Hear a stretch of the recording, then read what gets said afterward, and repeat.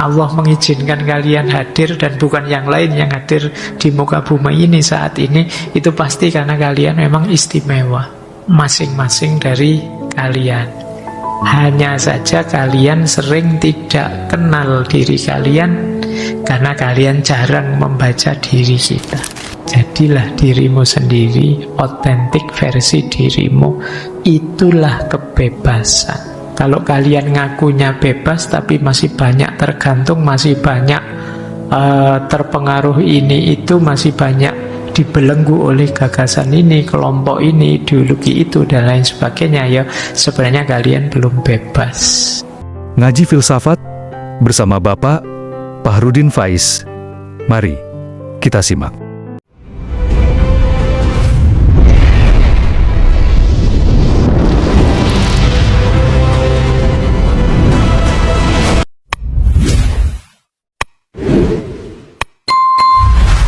Kebebasan itu berawal dari pengenalan diri.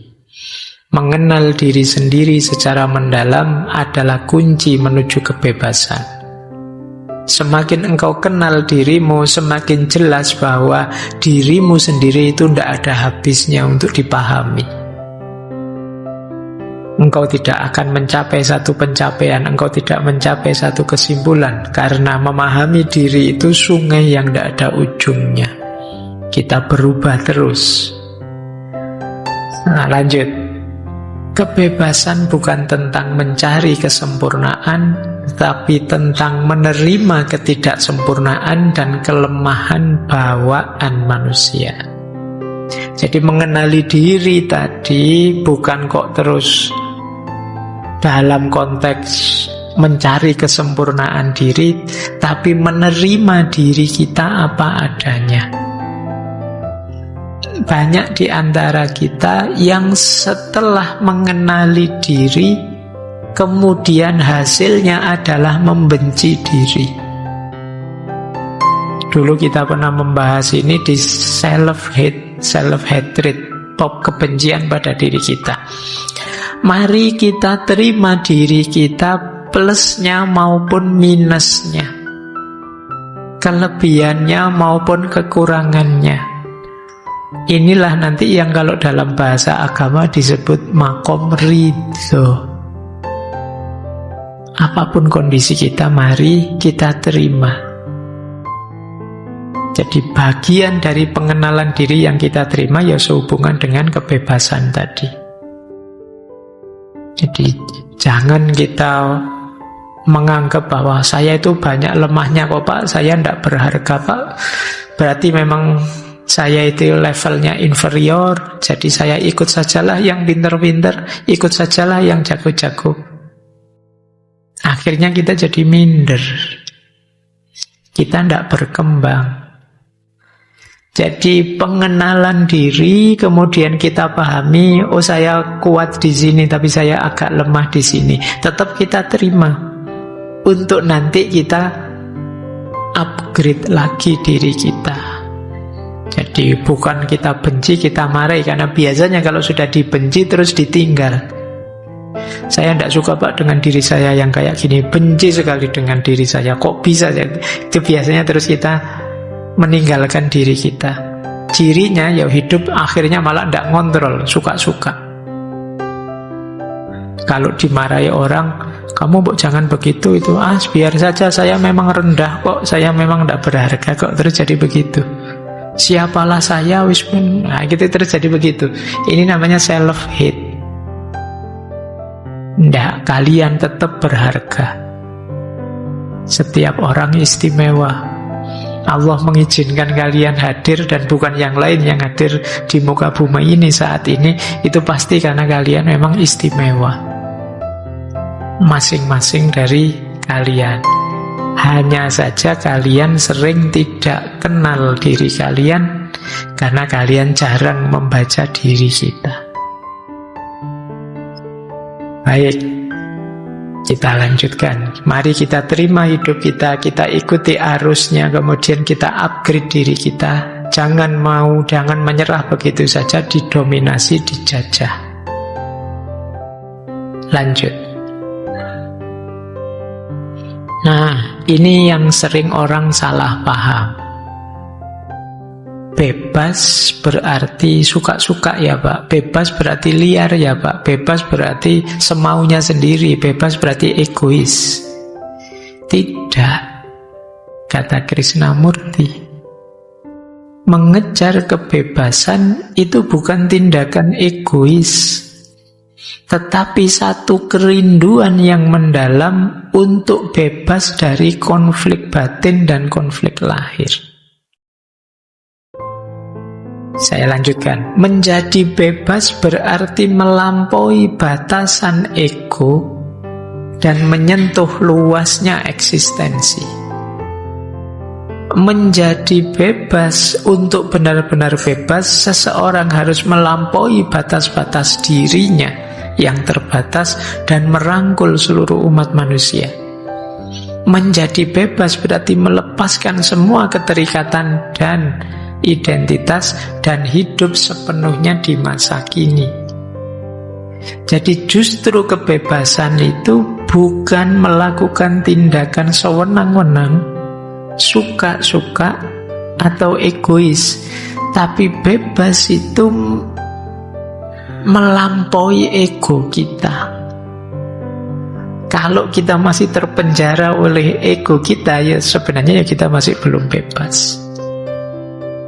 Tadi kan ada di awal tadi ya, kita sering dipenjara oleh ego dan identitas kita, bayangan ideal kita tentang diri kita, yang itu membelenggu kita. Terus jadi tidak berkembang hidup kita karena terpenjara ego. Justru kebebasan itu, orang bebas sejati melampaui ego. Orang menganggap saya tipenya begini, tapi sebenarnya saya tidak hanya begitu sih. Cobalah saya lakukan yang tidak sekedar itu. Nah, ini namanya kita bisa melampaui ego. Jadi ada orang yang terlalu kuat memegangi identitas dirinya, sifat pokoknya saya harus begini, saya harus begitu, tidak melihat situasi, akhirnya menyulitkan dirinya sendiri. Itulah ego yang tadi sudah saya contohkan. Kita ingin dikenal sebagai orang yang begini, orang yang begitu. Pak, saya terlanjur kubur sana ya Pak. Oh, saya terlanjur ada di kelompok ini yang kontra ya Pak. Berarti saya harus kontra terus ini. Ini jebakan identitas. Itulah yang disebut ego. Tidak bisa Pak, saya selama ini sudah postingan saya ngeritik terus ya, masa ganti mendukung? Tidak bisa lah, ya tetap harus kritik Pak. Ini yang disebut ego. Melampaui ego itu iya sih, selama ini saya ngeritik, tapi untuk yang ini saya harus mendukung dan memuji ini. Meskipun kapan-kapan kalau ada yang tidak beres tak kritik lagi. Inilah orang yang bisa melampaui egonya. Tapi kalau kalian terjebak, ya seperti tadi, oh saya kan sudah dikenal sebagai kritikus Pak, jadi ada apa saja tak kritisi. Itu kamu menjebak dirimu sendiri. Disitulah ego, dan kebebasan pasti bukan itu. Jadi kalau orang bebas kok sewenang-wenang egois, dia salah paham terhadap makna kebebasan itu. Justru kebebasan itu menuntut kita melampaui ego untuk tidak nyari enaknya sendiri, nyari senangnya sendiri, atau terjebak dalam identitas-identitas. Oke, untuk tidak terjebak, tadi kuncinya ya kalian kenali. Selama ini aku mencitrakan diriku sebagai orang yang gimana sih? Itu akan ketemu egomu apa. Mungkin mencitrakan dirimu sebagai anak soleh, sebagai mahasiswa yang rajin, sebagai orang yang murah senyum. Itu kan jebakan-jebakan itu sudah. Teman saya yang satu itu loh Pak, dia murah senyum. Kebetulan kamu pas dengar, wah orang nganggap aku murah senyum, nanti kamu keluar senyum terus pokoknya. Karena sudah dijebak oleh identitas tadi. Kemana-mana memaksa dirimu harus senyum terus. Oh, ini banyak kalau diperluas contoh-contohnya ya. Mungkin ada yang fanatik dengan model rambut, ada yang fanatik dengan kostum, ada yang fanatik demi ego tadi. Oke, ini filosofi kedua. Jadi kebebasan tidak sama dengan egoisme. Filosofi kelima. Kalau ini tentang kebebasan sosial. Kalau tadi kan yang individual, kata Krishnamurti, kebebasan sosial itu berarti memberontak terhadap tatanan sosial. Padahal bukan itu. Kebebasan sosial bukan pemberontakan, tetapi transformasi diri. Coba kita tengok sebentar ya kalimat-kalimatnya dari beliau. Kebebasan bukan tentang melepaskan diri dari masyarakat, tetapi tentang mengubah masyarakat melalui perubahan yang radikal dalam diri kita sendiri. Kebebasan sejati bukan melari dari hubungan, tetapi cara yang harmonis dan penuh kasih sayang dalam berhubungan dengan orang lain. Kebebasan bukanlah menyesuaikan diri dengan harapan masyarakat, tetapi mengekspresikan keaslian dan keunikan diri kita sendiri. Ini maksudnya begini, jadi satu ketika ada pertanyaan pada Krishnamurti, mana yang lebih berpengaruh terhadap diri kita? Diri kita sendiri ataukah masyarakat? Jawabannya Krishnamurti apa? Loh, emangnya masyarakat itu siapa? Masyarakat itu kan kumpulan dari diri-diri kita semua ini. Itulah masyarakat. Jadi perbaikan sosial itu bukan berarti perbaikan yang di luar diri kita. Pak, kan masyarakat itu selalu kalimatnya sekeliling kita. Iya, tapi kalian bagian dari itu. Jadi kalau ingin memperbaiki masyarakat, membebaskan masyarakat, ya melalui diri kita pertama-tama. Kalau ingin memperbaiki masyarakat, ya kita harus jadi orang baik. Wong kita adalah masyarakat, dan masyarakat adalah kita. Aku dan kalian itu kan masyarakat. Jadi perbaikan masyarakat itu bukan memperbaiki sesuatu yang di luar diri kita. Sebenarnya yang diperbaiki ya diri kita. Nanti kalau aku memperbaiki diri, kamu memperbaiki diri, yang lain memperbaiki diri, ya masyarakat akan baik. Jadi jangan dibayangkan kebebasan sosial itu kita memberontak keluar, menghancurkan masyarakat, bukan itu. Tapi kita melakukan perbaikan demi perbaikan dan mengajak orang lain juga memperbaiki diri. Pada akhirnya akan lahir tatanan masyarakat yang ideal. Disitulah muncul nanti kebebasan sosial. Jadi kebebasan sosial itu ya bukan kemudian kita dijajah oleh masyarakat atau dipengaruhi sedemikian rupa oleh lingkungan, maka lingkungannya harus kita hancurkan. Bukan itu. Masyarakat itu ya kita sendiri, lingkungan itu kan juga kita. Kita menganggap sekitar kita lingkungan, tapi bagi tetangga kita ya kitalah lingkungan itu. Jadi sebenarnya perbaikannya ada di diri kita sendiri. Oke. Baik, kita lanjutkan. Filosofi keenam tentang kebebasan. Kebebasan yang luar biasa ideal tadi di depan bermula dari keberanian untuk berpikir sendiri. Jadi kata beliau, seseorang harus mempertanyakan segalanya, meragukan segalanya, tidak sekedar menerima begitu saja apa yang diwariskan turun-menurun. Pikiran hanya bebas ketika kita tidak lagi terperangkap dalam perangkap waktu dan ide. Jadi menurut beliau, Kita jangan pasif saja, jangan pasrah saja. Ayo kita otentik. Jadi diri kita sendiri, versi kita sendiri, itu yang disebut otentik. Selama ini kita hanya jadi objek ide, objek gagasan, objek pikiran. Sekarang ayo jadi subjek.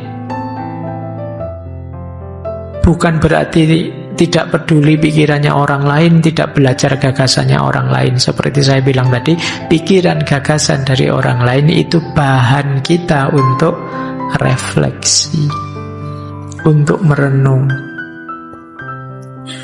Jadi yang pertama-tama memang diawali dari keberanian berpikir. Keberanian ya, bukan kenekatan. Dua hal yang berbeda. Berani itu berarti kamu bisa mengukur kapasitas kemampuanmu. Jadi kan kalau dalam ilmu akhlak itu levelnya antara minder, berani, dan nekat. Nah, yang ideal itu yang berani. Kalau minder itu memang tidak percaya diri, tidak punya kapasitas. Kalau nekat itu tidak bisa mengukur diri. Nah, maka berani. Untuk hal-hal yang memang terjangkau mampu kita pikirkan, ayo berpikir sendiri, apalagi tentang hidup kita. Jadi masa hidup-hidup kita juga punya pikiran, kita mewakilkan orang lain untuk berpikir. Sudahlah Pak, kalau untuk mikir-mikir itu berat, biar diwakili orang-orang saja. Masa kita begitu? Wong kita makhluk yang unik, yang oleh Allah dianugerahi versi keistimewaan kita sendiri. Jadi beranilah berpikir. Sebenarnya ini di hampir semua bidang intelektual kan kita diminta ini, berpikir sendiri. Kalau hanya mengulang kita tidak disebut otentik. Kalau tulisan mengulang disebut plagiat. Kalau plagiat tidak ada nilainya. Jadilah dirimu sendiri, otentik versi dirimu. Itulah kebebasan. Kalau kalian ngakunya bebas tapi masih banyak tergantung, masih banyak terpengaruh ini itu, masih banyak dibelenggu oleh gagasan ini, kelompok ini, ideologi itu, dan lain sebagainya, ya sebenarnya kalian belum bebas. Bahkan kelompok pembebasan sekalipun kalau itu membelenggu, ya namanya sudah jadi belenggu, bukan pembebasan. Itulah mengapa nanti Krishnamurti itu keluar dari teosofi. Jadi keluar dari circle teosofi. Kenapa? Ini karena kalau sudah jadi lembaga, jadi formal, ya pada akhirnya akan membelenggu. Sementara beliau tidak mau dengan model belenggu semacam itu, karena akan mengikat. Kalau sudah mengikat, menghalangi kebebasan. Makanya beliau lebih suka ceramah saja kemana-mana lintas benua untuk mengajarkan materi-materi semacam ini. Tidak mau diikat oleh lembaga apapun, ide gagasan siapapun. Baik, kita lanjutkan. Masih kuatkah? Ketoknya kok abot malam hari ini ya. Tidak apa-apa wis. Nanti kalau tidak kuat angkat tangan. Kita lanjutkan, tinggal sedikit lagi, tenang saja. Segera saya tuntaskan, penderitaanmu berakhir. Nanti daripada kamu, Pak ini sudah belenggu, tersiksa lagi itu ya. Yuk, kita lanjutkan filosofi ketujuh.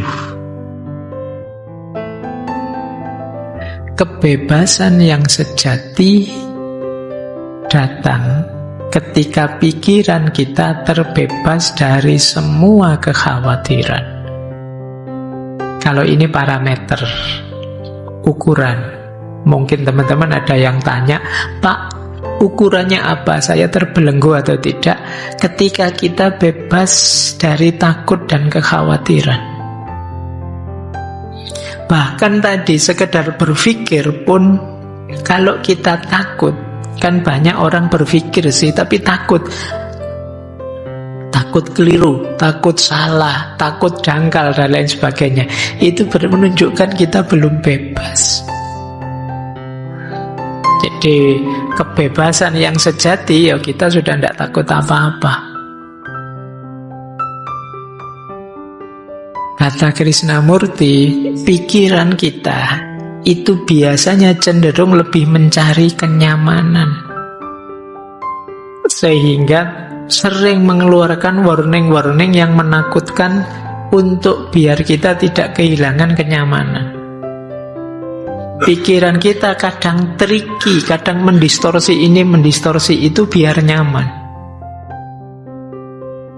Kadang-kadang untuk hal-hal yang jelas keliru, sekalipun pikiran kita tidak apa-apa keliru, biasa saja, sebenarnya itu tidak keliru kok, cuma meleset sedikit. Itu pikiran sering begitu. Dalam rangka apa? Biar kita nyaman. Jadi akhirnya apa? Kita tidak bebas.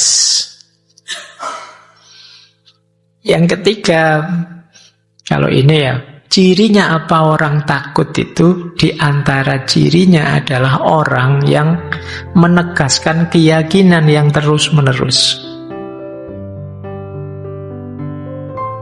Orang yang sudah mantap, sudah yakin, itu dia tidak perlu ditegas-tegaskan lagi apa yang dia yakini, apa yang dia ketahui. Tapi kok terus mencari pembenaran, kemungkinan dia takut, pikirannya salah. Biasanya dua yang dilakukan orang yang di level ini. Dia berusaha terus-menerus menunjukkan dirinya benar, atau berusaha terus-menerus menunjukkan yang berbeda dengan dirinya salah. Ini ciri orang yang belum yakin dengan kebenarannya. Orang yang sudah yakin, terserah kamu mau apa saja, terserah ada pengaruh apa saja, saya mantap yakin ini benar, dan saya tidak takut apa-apa lagi. Nah, ini orang benar. Tapi kalau masih butuh argumen lebih panjang, masih butuh bukti lebih luas, masih butuh, ya berarti kemungkinan kita belum terlalu yakin. Makanya kadang-kadang saya kalau ada diskusi, pertanyaannya ngejar terus. Apa sih Pak bukti adanya Tuhan? Kalau jengkel tak jawab, saya sudah tidak perlu bukti lagi. Saya sudah mantep kok. Kalau sudah mantep kan tidak perlu bukti. Nanti yang tanya, tapi saya Pak yang butuh, ya masalahmu. Ya, salahmu dewe, tidak mantep kan gitu ya. Itu kalau sudah capek, pertanyaannya gitu terus.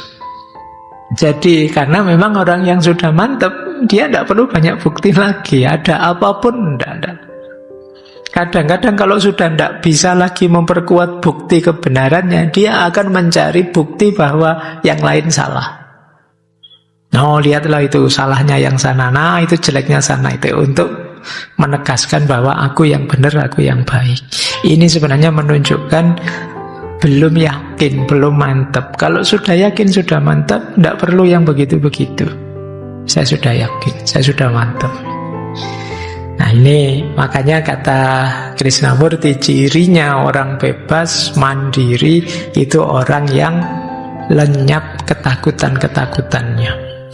Tidak khawatir tersaingi, tidak khawatir meleset, tidak khawatir khilaf, dan lain sebagainya.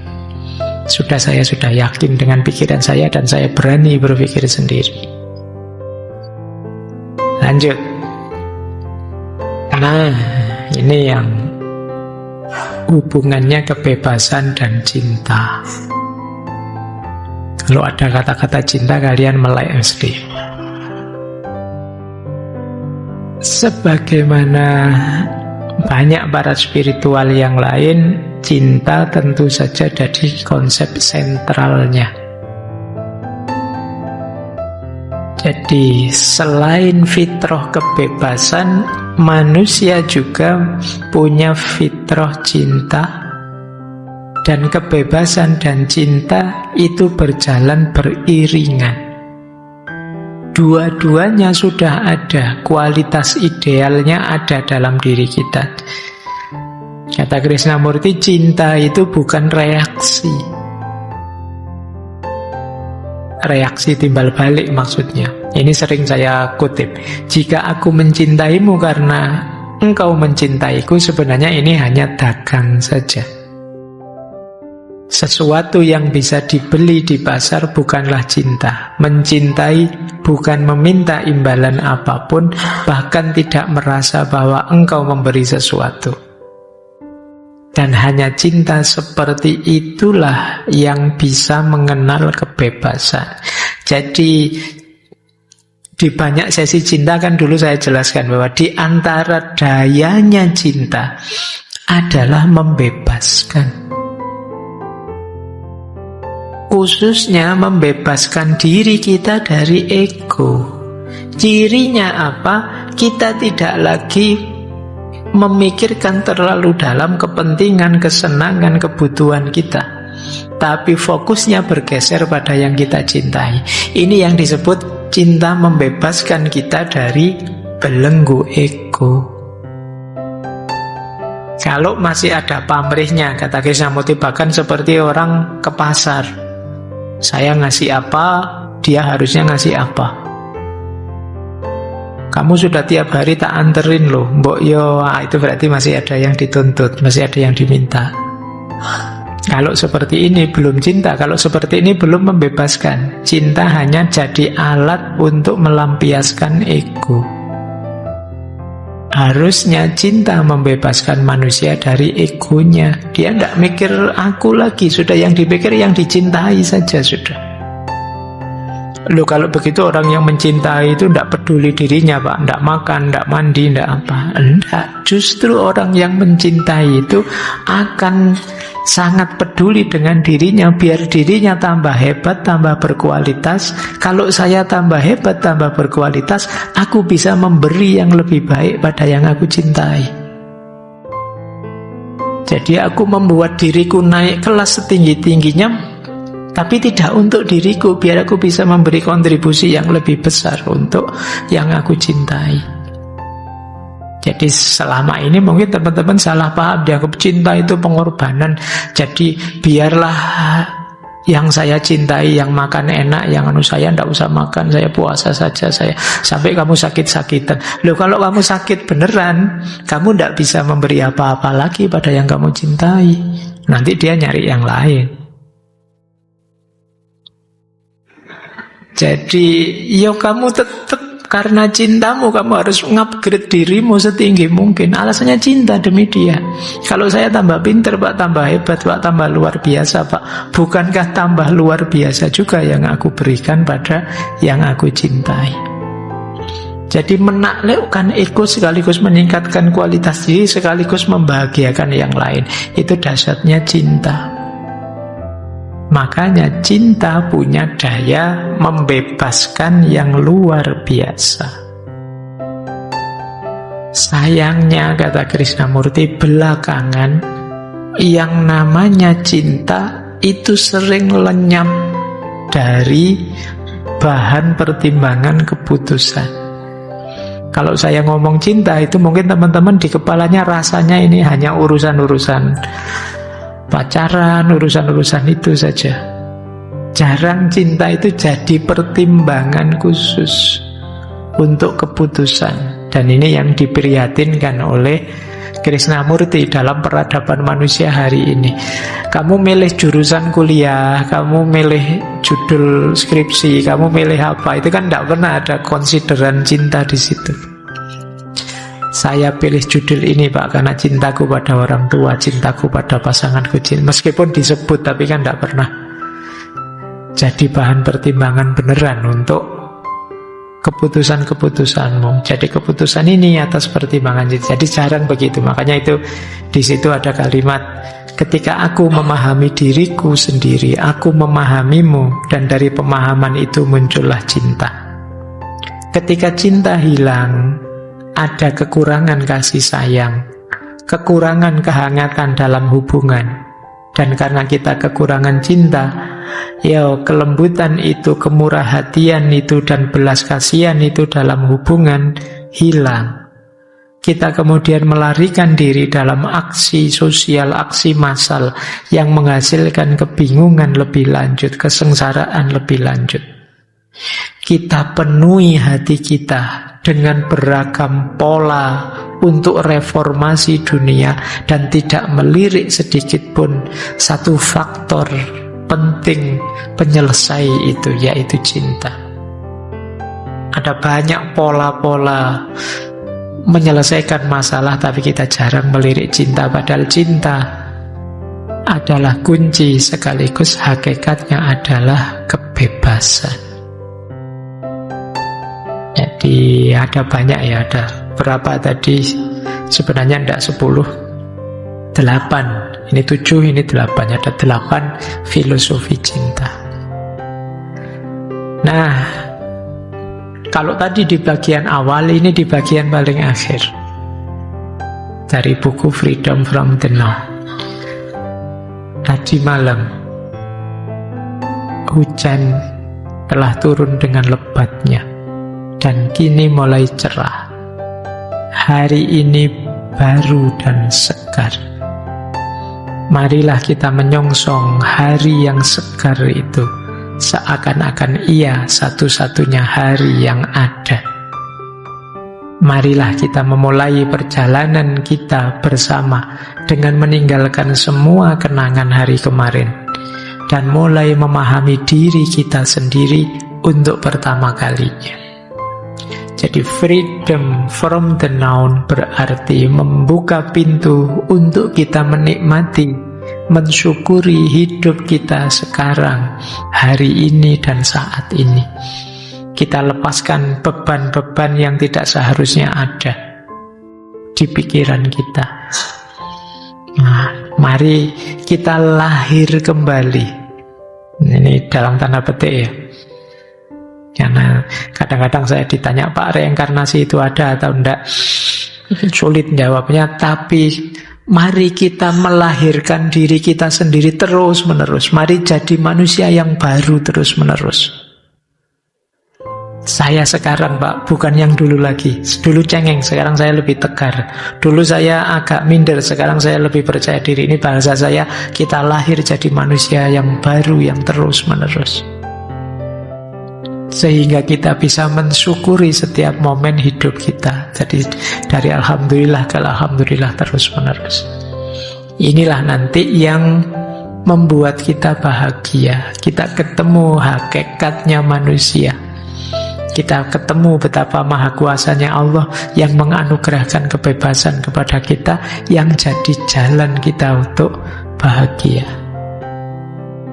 yang melepaskan kita dari banyak belenggu-belenggu yang tidak perlu dan tidak penting tadi.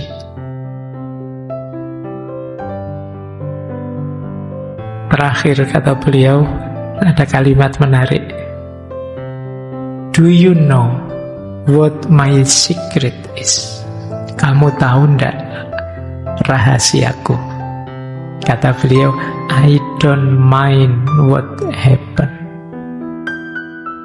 I don't mind what happened itu, kalau diterjemahkan literal, aku tidak peduli. Maksudnya, aku tidak ambil pusing dengan apa saja yang terjadi.